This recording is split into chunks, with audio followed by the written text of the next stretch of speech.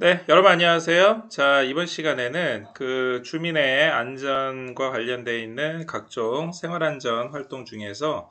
치안 상황 관리와 관련되어 있는 인프라와 그리고 이 인프라를 어떻게 활용하는지에 대해서 같이 살펴보겠습니다. 이번 시간에 역시 이 강의실 사정으로 인해서 카메라 사용이 불가능한 점 양해 바랍니다. 일단 여러분들이 그 대표적으로 치안 상황과 관련돼서 이야기를 할 때는 거의 대부분 이제 112 순찰차나 아니면은 112 신고에 따른 112 신고 시스템 그리고 그에 따라서 현장을 출동하게 되는 뭐 순찰차, 순찰 경찰관 아마 이러한 범주 내에서 알고 있을 겁니다. 하지만 이 각각의 단계마다 실제로 경찰이 활동하고 있는 다양한 인프라 그리고 경찰에서 사용하고 있는 다양한 장비 그리고 이 프로세스 절차 이러한 것들이 그동안 수없이 많은 시행착오와 그리고 많은 연구를 통해서 지금까지 이루어졌고 지금 이 순간에도 다양한 IT 기술을 활용을 해서 치안 상황실에서부터 각종 112 순찰 말씀드렸던 순찰차 최근에는 뭐 바디캠이라든가 경찰 녹화장치까지 다양한 형태로 지금 점점 발전하고 있기 때문에 지금 현재도 현재 진행형이다라고 생각하시면 될 것 같습니다. 자, 먼저 일단 이 각종 경찰의 이 치안 현장에 대해서 책임자로 활동하고 있는 게 바로 치안 상황 관리관 직제입니다. 일반적으로 112 신고라든가 뭐 재난을 비롯한 각종 위기 상황이 있었을 때 초동 대처를 잘 하기 위해 가지고 생활안전국 하에 기존에 있었던 경비국의 치안 상황실 그리고 위기관리 기능 이러한 것들을 모두 다 통합을 해가지고 경찰청 차장 하에 치안 상황 관리관이라는 직자를 만들었고 여기에서 전국 단위에 있는 중요 치안 그리고 재난 사항을 24시간 실시간으로 모니터링하고 필요한 인력, 필요한 예산, 뭐 필요한 장비 등을 현장과 긴밀하게 연락해서 바로 지원을 해주고 있는 그러한 직제입니다. 이러한 경찰청 이 치안상황 관리관 하에 당연히 이거를 지원해주는 백업 시스템, 즉 치안 상황실도 리뉴얼을 해가지고 대표적인 게 기존에 있었던 112 신고 시스템을 통합 모니터링 시스템으로 구축을 했습니다. 그래서 이 경찰청에 여러분들 아마 가끔 TV나 이런 데 보면은 경찰청 상황실입니다 하고 나오는 교통 상황실이 있는데 그거 말고 치안 상황실이라고 해서 전국 중요한 112 신고 현황을 한 화면에서 모니터링할 수 있는 이러한 시스템을 구축해 놓고 있습니다. 여기에 기본적으로 코드 0에서부터 코드 1, 코드 2, 코드 3 해서 각각의 상황에 맞춰서 이 현장 출동과 관련되어 있는 코드를 발령을 하고 또한 사건 종류별로 해서 중요범죄, 교통, 또 관련되어 있는 뭐 이 각종 처리 이러한 것들을 각각의 상황에 맞춰서 그리고 각각의 현장에 지원한 백업 시스템에 의해서 실시간으로 계속해서 긴밀하게 연락을 하고 있습니다. 이 와중에서 접수된 신고 내용 중에서 데이터 마이닝, 즉 이 데이터를 일종의 추출해가지고 필요한 반복적인 키워드를 추출해가지고 여기에 있는 중요한 치안 수요 등등등을 사전 예측하고 이에 따른 대응까지도 가능할 수 있도록 만들었습니다. 이거는 과거에는 이 경찰 치안 상황실에서만 실제 필요한 것들을 지원하기 위해서 했는데요. 이제는 각종 이 영상 정보가 왜냐하면 다양한 CCTV와 현장에서 움직이고 있는 뭐 예를 들어서 헬기라든가 다양한 지리 정보 시스템, CCTV, 뭐 GIS 시스템 이러한 것들이 GIS 그 지리 정보 시스템입니다. 이러한 것들이 실제 모두 다 서로 연계돼서 이 연계 시스템을 구축을 해놨기 때문에 실제 경찰청만 가지고 있는 시스템뿐만이 아니라 뭐 행정안전부에서 가지고 있는 시스템, 뭐 보건복지부에서 가지고 있는 시스템, 바다 같은 경우에는 그렇죠. 해양경찰청이라든가 해양수산부가 가지고 있는 뭐 항만관리공사, 다양한 기관들에 있는 영상망이 같이 연계가 되어 있기 때문에 필요할 때는 정말로 TV나 영화에서 보셨던 것처럼 경찰에서 관리하는 시스템뿐만이 아니라 다른 공공기관에서 활용하고 있는 시스템을 함께 필요에 따라 가지고 신속하게 연계하고 신속하게 그 화면 소스를 따다가 이 치안 상황에 대응할 수 있도록 만들어 놨습니다. 또한 순찰차가 가지고 있는 순찰차 그러니까 순찰차에서 그 캠코딩 할 수 있는 일종의 블랙박스라고 생각하시면 되는데요. 여기에 있는 영상 관제 시스템이 역시 이것도 여러분들이 아마 TV나 뭐 뉴스 이런 데서 보셨겠지만 뭐 이렇게 추격 차량, 도주 차량을 추격하는 상황이라든가 뭐 대형 교통사고나 뭐 테러, 뭐 재난 이러한 사건이 발생했을 때 112 종합 상황실에서 순찰차에 설치된 카메라를 통해서 현장 상황을 직접 조마할 수 있도록 이렇게 각 경찰서 단위에 있는 이 현장에 출동하는 순찰차 시스템 캠과 서로 이 네트워킹을 해놨습니다. 결국 이렇게 영상 정보가 실시간으로 이 중앙에서 컨트롤할 수 있는, 또 중앙에서 그 데이터를 바탕으로 해서 바로 백업을 할 수 있다는 시스템 자체가 이 체계화되어 있는 112 이 신고에 따른 치안 상황을 더 정확하게 파악하기 위한 한 방안이라고 생각하시면 될 겁니다. 그림에서 보시는 것처럼 실제 일어나고 있는 다양한 이 데이터들 중에서 실제 이 순찰차에서 찍혀져 있는 이 순찰차에서 녹화되어 있는 이 프로그램, 순찰차에서 녹화되는 이 영상이 말씀드린 것처럼 현장에 있는 어떤 위치에서 그 주변에 이제 어떠한 도로 상황이라든가 어떠한 백업이 가능한지, 그리고 여기에 따른 이 시스템 관리라든가 시스템 운영, 그리고 순찰차가 가지고 있는 기본 모니터, 그리고 이게 모두 다 이 각 지방청이나 서 단위에 있는 치안 상황실하고 같이 연결이 되고, 이거는 당연히 112 신고에 의해서 접수하게 되면은 가장 가까운 지역에 있는 이 그러니까 순찰차를 수배를 해서 수배된 순찰차에 있는 데이터 정보를 다시 백업받아 가지고 지원해 줄 수 있는 이러한 시스템으로 구성이 되어 있습니다. 자, 한편 현재 112 이 통합 시스템은요, 위치 추적 시스템을 기반으로 해서 전국적으로 통일된 시스템을 가지고 있고, 이 시스템은 실제 경찰에서 자치경찰제를 운영한다 하더라도 같이 당분간은 운영할 계획입니다. 이제 당연히 자치경찰제가 된다 하더라도 국내에서 일어나고 있는 이제 다양한 각종 사건 사고들을 중앙에서는 전혀 모르고 지자체에서만 알고 있다, 아니면 지방에 있는 지방경찰청, 자치경찰만 알고 있다 하면은 그거 자체가 긴밀한 또 이 경찰의 자원을 최대한 활용할 수 있는 그러한 상황이 아니기 때문에 결국 시민들이 불편을 느낄 수밖에 없습니다. 따라서 자치경찰제가 된다 하더라도 이 112 통합 시스템, 이 시스템 자체는 위치 추적 시스템을 바탕으로 해서 전국적으로 통일된 시스템으로 이 구축이 되고, 이거는 우리나라뿐만이 아니라 해외까지도 이 우리나라에 있는 기본적인 IT 베이스로 해서 각종 정보통신 기반이라든가 이 컨트롤 타워의 역할이라든가 각종 프로세스, 그리고 현장에서 직접 순찰차에 달려져 있는 순찰차 캠 등 다양한 것들이 한꺼번에 같이 유기적으로 움직이게 된다는 것 자체가 굉장히 해외의 모범 사례로 소개되기도 하고, 이러한 기술을 전수하기도 합니다. 또한 현재 최근에 이제 이 무동기 범죄라고 해서 사실 동기가 없이 어떻게 보면은 그 사람들한테 이제 외국에서는 동기 없는 범죄들이 종종 있었지만 우리나라에서는 그동안 없다가 최근에는 묻지마 범죄, 또 내지는 이러한 무동기 범죄, 이러한 신종 범죄들이 일어나고 있기 때문에 시민들이 만약에 112 신고를 하고 거기에 긴급하게 경찰이 대응하지 못했을 경우에는 굉장히 불안하게 느낄 수가 있습니다. 따라서 이러한 것들이 충분히 가능할 수 있도록 현재 112 시스템이 바로 신속한 출동과 말씀드린 것처럼 위치 정보 파악, 더 나가서 이러한 것들을 백업해서 지원해 줄 수 있고 모두 영상 데이터로 실시간으로 파악할 수 있는 이러한 치안 상황을 한눈에 파악할 수 있는 이러한 시스템이 경찰에서도 다양한 예산이나 아니면 다양한 기술들을 도입을 해서 점점 발전을 시키고 있는 상황입니다. 현재 차세대의 이 112 이 신고 시스템으로 구축하려는 것은 일단 기본적으로 이 지능형 112 시스템을 해서 업무 효율화를 구축하려고 하는데, 일단 기본적인 게 이 신고자가 음성을 통해서 하고 있는 게 바로 문자화되어 있는, 그래서 이 STT라고 스피치 투 텍스트입니다. 즉 요즘 보면은 기본적으로 인공지능 이 타이핑이 가능하기 때문에 신고자가 음성으로만 한다 하더라도 그게 바로 텍스트화하고, 이거를 현장에서 바로 사건 종별이라든가 코드로 분류를 하게 되면은 이것과 관련해서 연관되어 있는 여기에서 중요한 키워드가 바로 역시 인공지능에 의해 가지고 그 근처에 아니면 그 특정 사건과 관련되어 있는 동일 피의자 여부가 바로 도입이 되는 겁니다. 결국 과거에는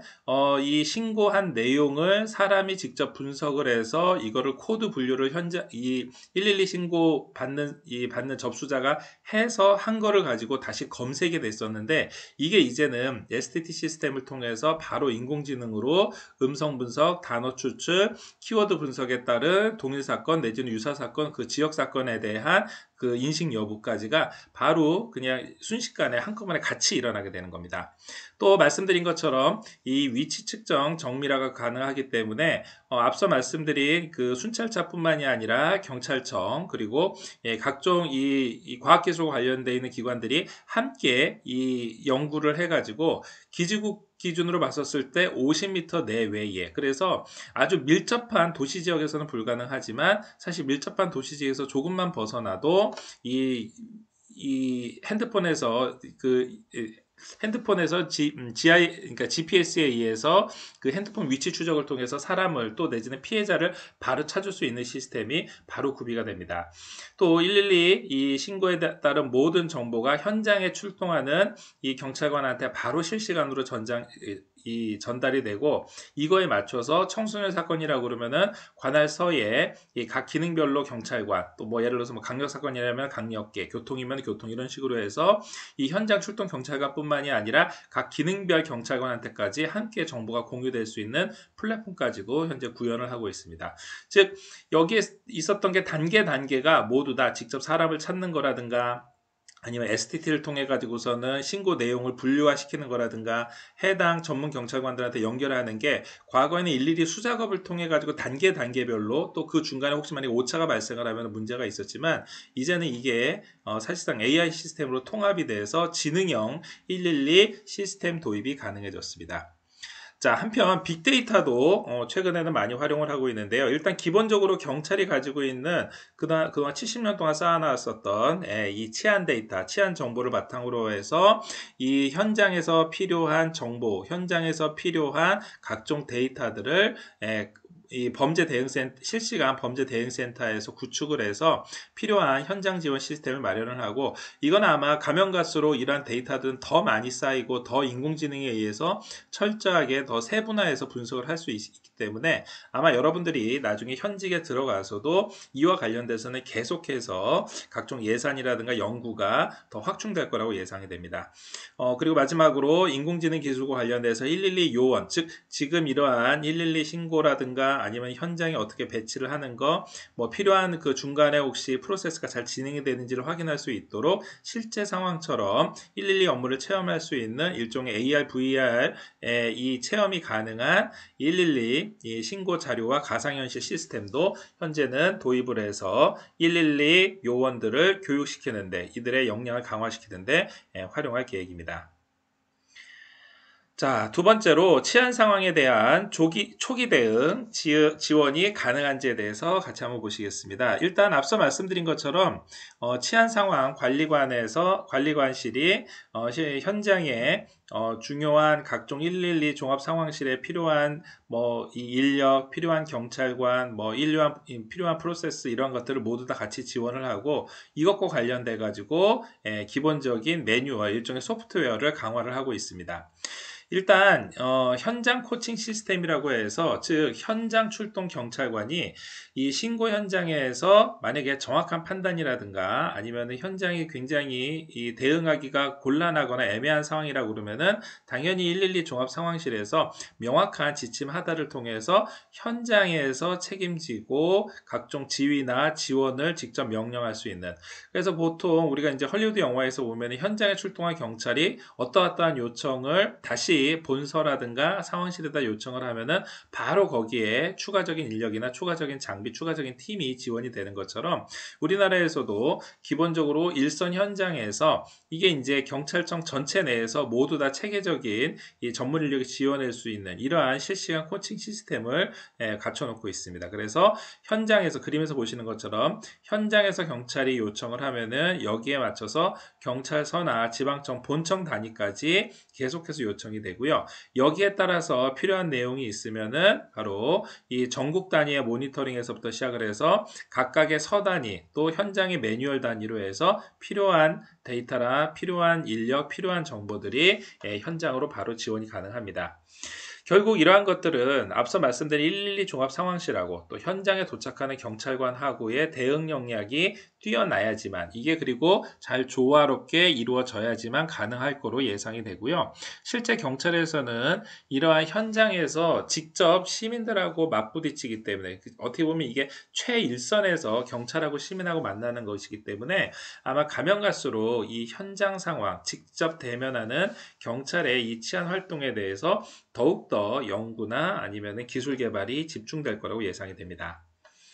치안 상황 분석과 관련돼서는요, 과거에는 뭐 단순하게 뭐 홍보라든가 아니면 치안 상황과 관련되어 있는 뭐 정보를 지역 주민들한테 제공해주고 요 정도 수준이었지만 이제는 좀 더 신고 데이터를 계절별로, 시간별로 또 각각의 범죄 증감 원인에 따라 가지고 뭐 기관별로라든가 지역별로 각각 나눠서 같은 이 시간대별도 시계열 분석에 따라 가지고서는 평일 기준, 주말 기준, 월간 기준, 또 연간 기준으로 해서 다양한 112 신고량 추세를 굉장히 입체적으로 분석을 하고 이거에 맞춰서 필요한 치안 수요에 맞춰 대응을 하고 있습니다. 예를 들어서 우리가 일상적으로 생각해봐도 출퇴근 시간에 어떠한 지역에서 어떠한 범죄들이 많이 일어나는지 또 퇴근 이후에 저녁에 지하철이 끊기기 전까지에는 그렇죠. 주로 역세권 주변에서 뭐 유흥가라든가 많은 젊은 사람들이 모이는 곳에서 어떤 신고가 일어나는지 주말은 어떤지 휴일은 어떤지 뭐 공휴일은 어떤지 교외 지역과 교 시내 지역의 중간에 있는 부심지나 도심지 지역에서는 어떠한 차이가 있는지 이러한 것들을 실시간으로 과학적으로 분석을 해서 이 데이터를 가지고 치안 상황에 맞춰서 대응을 하고 있는 겁니다. 또한 접수 지령 체크리스트를 개설해서 즉 현장에서 중요 사건이 발생했을 경우에는 현장에 도착해서도 혹시라도 있을지 모르는 실수, 착오를 최소화시키기 위해서 일단 현장에 도착하게 되면은 현장에서 맞는 상황에 맞춰서 예를 들어서 그 현장이 뭐 폭력 사건이 있는 현장인지 아니면은 이제 사망자가 발생한 자살 뭐 사망자도 뭐 우리가 강력 사건으로 볼 수 있지만 자살로 추정이 되는 사건의 장소인지 뭐 화재 사건 장소인지 이 상황에 맞춰 가지고 거기에 맞는 기본적인 표준 질문지를 제공을 합니다. 그러면은 이 현장 상황에 맞춰서 체크리스트에 따라 일제 점검을 해서 혹시 이 여기 어떠한 경찰관이 출동한다 하더라도 이 사건에 대해서 경험이 없는 경찰관이 설령 초임 경찰관이 출동한다 하더라도 여기에 있는 표준 질문지와 여기에 있는 표준 체크리스트에 맞춰서 하나씩 점검을 하게 되면은 결국은 미비한 부분을 보완하고 이 112 종합상황실이 컨트롤 타워의 역할까지도 충분히 할 수 있는 이러한 체크리스트를 개발하기도 했습니다. 그 외에도 112 장비와 관련돼서도 가장 최신화되어 있고 최근에는 경찰관용 112 태블릿 PC도 교체해서 모바일 폰이라든가 워크스테이션을 현장에서 같이 이 멀티 유저로 활용할 수 있는 이러한 시스템을 만들어 놓고 있습니다. 한편 이렇게 112와 관련돼서 많은 투자, 많은 연구들이 계속해서 진행이 되자 결국 경찰 입장에서는 더 많은 신고 또 내지는 더 정확한 신고가 들어와야지 지금까지 했었던 노력이 그 결과물로 배가가 될 수 있을 겁니다. 그래서 지난 60년 이상 국민들한테 112로 알려져 있는 경찰의 긴급 출동 신고, 긴급 신고가 한 해 거의 2천만 건 가깝게 계속해서 이 국민들한테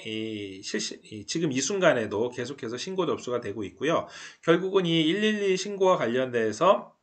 각종 세미나를 개최하거나 아니면은 뭐 기념식을 개최하거나 이것과 관련돼서 어떻게 활용해야 되는지 즉 국민들이 위급할 때에는 어떻게 활용을 하고 혹시 같은 112 신고를 하더라도 이 허위 신고라든가 또 비긴급 신고는 비긴급 신고는 112가 아니라 110으로 할 수 있도록 이 112 이 신고 시스템을 가장 최적화시킬 수 있는 그 기능을 가장 이 효율적으로 활용할 수 있는 이러한 내용들을 국민들한테 많이 홍보를 하고 있습니다. 최근에는 각종 재해, 재난에 있어서도 제1차적으로 도착하는 게 이 소방과 함께 바로 경찰입니다. 그러다 보니까 매년 발생하는 뭐 집중호우라든가 태풍, 또 뭐 자연재난이라든가 산불, 최근 코로나처럼, 이 자가격리자의 현장 이탈 같은 경우에도 역시 일종의 이 긴급 사항으로 간주가 돼서 경찰이 관련되어 있는 이 방역 조사관이라든가 보건 담당자와 함께 현장에 출동을 하게 되는데, 결국 이러한 것들이 모두 다 바로 국민의 안전을 지키기 위한 일종의 위기 대응 상황을 이야기하는 겁니다. 결국 경찰 입장에서는 이러한 각종 사건 사고라든가 어떠한 위기 상황, 재난 상황에 대응을 해서 당연히 응급처치와 관련돼서도 교육을 받고 있고요. 그 외에 혹시 만약에 있을지 모르는 화학사고라든가 뭐 산불뿐만이 아니라 뭐 방사능 사고, 건축물 붕괴 사고 등 다양한 케이스의 전문적인 역량이 좀 강화가 될 수 있도록 교육훈련을 내실화 하는 이 프로그램을 교육시키기도 합니다. 한편 이러한 각종 이 경찰의 이 긴급 사항에 대한 이 지원 활동은 경찰 혼자서만 할 수 있는 건 아닙니다. 즉 뭐 가면 갈수록 뭐 각종 기산 이변이라든가 아니면은 도시나 아니면 뭐 산불이 일어나고 있는 뭐 다양한 지역들 불문하고 현대 사회에 뭐 언제 어디서든지 간에 대형 사건, 대형 재난, 뭐 대형 긴급 상황들이 일어날 수가 있습니다. 그래서 경찰뿐만이 아니라 다양한 중앙부처나 지방기관들하고 같이 활동을 하고 있습니다. 뭐 대표적인 게 최근에도 여러분들 잘 아시는 것처럼 소방 같은 경우에는 뭐 산불이라든가 뭐 대형 화재, 뭐 터널 붕괴나 지진과 같은 상황을 예시를 그 연습의 대상으로 해가지고 중앙부처와 지자체와 함께 하기도 했고요. 최근에는 이 테러를 뭐 단순하게 그냥 일반적인 뭐 경찰 특공대가 현장에 출동하는 테러가 아니라 뭐 화학물질 유출 사고를 예방하는 테러, 방사능 유출을 대응한 테러, 이렇게 이게 굉장히 구체적이고 다양한 케이스들을 일종의 교육훈련의 현장으로 예상해서 이 협업 체계를 구축을 하는 이러한 이 활용 단계로 체계를 공고히 하고 있습니다. 한편 최근에는 각종 이 태풍이라든가 산불, 뭐 기타 뭐 방역과 관련돼서 뭐 집중호우 각종 재난 현장에서 경찰이 연인원 약 한 6만여 명 이상이 현장에 출동을 해서 현장에서 물론 이 전문 인력들이 담당을 하고 현장에서 경찰은 현장 질서 유지라든가 교통 통제, 또 긴급할 경우에는 당연히 인명구조 지원과 같은 역할들을 했었고요. 특히 국가적인 상황이 발생했었을 때 앞서 말씀드렸던 것처럼 각종 치안 상황실을 함께 유기적으로 운영을 해서 국민들이 안전하게 생활하는 데 도움을 줄 수 있도록 노력하고 있습니다. 최근에 여러분들 아마 뭐 각종 강원도 지역에서 발생하는 산불이라든가 또 이 태풍이 왔었을 경우에 태풍에 혹시 사망자가 발생하거나 아니면은 긴급하게 피난, 또 고립된 곳에 사람이 많은 사람들이 고립되어 있었을 때 이 사람들을 안전한 곳으로 대피시키는 일, 이러한 것들이 소방과 경찰이 현장에서 같이 출동을 해서 대응하기도 하고요. 그 외에 태풍이 지나가고